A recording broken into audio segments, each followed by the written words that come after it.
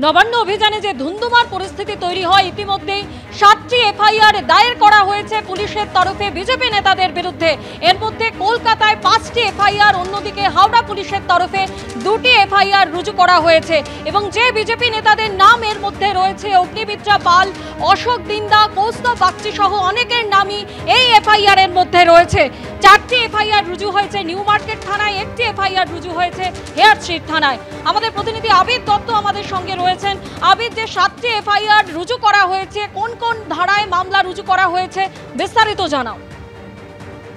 দেখো, কলকাতা পুলিশের তরফ থেকে স্পষ্ট করে জানানো হলো যে তারা নবান্ন অভিযানের দিন সেখানে বিভিন্ন জায়গাতে যে গন্ডগোলের পরিস্থিতি, সেই পরিপ্রেক্ষিতে তারা মোট 5টি এফআইআর করেছেন এবং আরো 2টো এফআইআর করতে চেয়ে আদালতের দ্বারস্থ তারা হয়েছেন।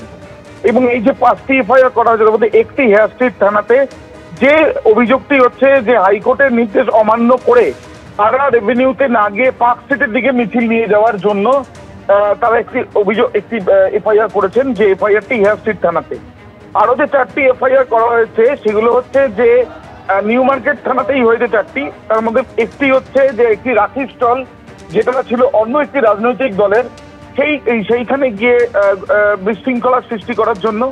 দ্বিতীয়ত একজন পুলিশ কনস্টেবলকে মারধর করা এবং তার মাথায় গুরুতর আঘাত লেগেছে, এই পরিপ্রেক্ষিতে একটি অভিযোগ হয়েছে।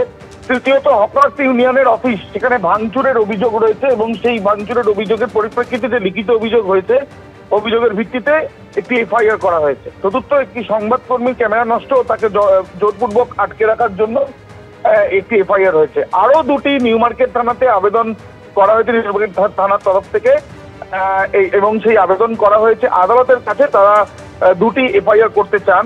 তার মধ্যে একটি এফআইআর এর ক্ষেত্রে কিন্তু দেখাচ্ছে যে পুলিশকে কটূক্তি, জনসাধারণের অসুবিধা এবং সরকারি সম্পত্তি ভাঙচুর সহ দেখা যাচ্ছে যে একাধিক ধারাতে অভিযোগ, সেগুলো তারা করেছেন এবং এই দুটো ক্ষেত্রেও তারা এফআইআর করতে চান, এমনটাই বলা হয়েছে। অন্যদিকে আমরা জানি হাওড়াতেও 2টি এফআইআর করা হয়েছে এবং পুলিশের তরফ থেকে এটাও জানানো হচ্ছে যে এখনো পর্যন্ত কাউকে গ্রেপ্তার করা হয়নি এবং একজন পুলিশ কর্মী আহত হয়েছেন এবং এই যে এফআইআর গুলো করা হয়েছে সেই পরিপ্রেক্ষিতে তাদের তরফ থেকে তদন্ত করা হচ্ছে।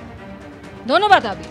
যেমনটা আপনাদের জানাচ্ছিলাম যে নবান্ন অভিযানে যে ধুন্ধুমার পরিস্থিতি তৈরি হয়, 7টি এফআইআর রুজু করা হয়েছে। অগ্নিমিত্রা পাল সহ যে বিজেপি নেতাদের বিরুদ্ধে এফআইআর রুজু করা হয়েছে, গতকাল তারা ঠিক কি বলেছে শোনাবো।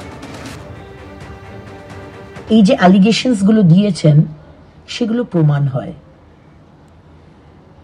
আর অভয়ের বাবাকে ঘুষি মারেন, অভয়ের মাকে সাইডে ডেকে নিয়ে গিয়ে মেয়ে পুলিশকে দিয়ে লাঠি মারেন। আপনারা আমাদেরকে যে ছাড়বেন বা আমাদের ওপর এই মিথ্যা অ্যালিগেশন দেবেন, এটাই তো স্বাভাবিক। মনোজ ভার্মার অবস্থা হয়ে গেছে ভাল্লুকের মতন। মমতা বন্দ্যোপাধ্যায় বলছে ভাল্লুক তুমি এফআইআর করো, ভাল্লুক এফআইআর করছে। ভাল্লুক তুমি মারো আন্দোলনকারীদের, ভাল্লুক মারছে। ভাল্লুক আর না মাদারির খেলা চলছে। ব্রত মণ্ডল যখন পুলিশের একজন থানার একজন আধিকারিককে তার মা তুলে, তার বউকে তুলে কদর্য ভাষায় গালিগালাজ করে, তখন এই পুলিশ প্রশাসনের কোনো সদর্থক ভূমিকা দেখা যায় না।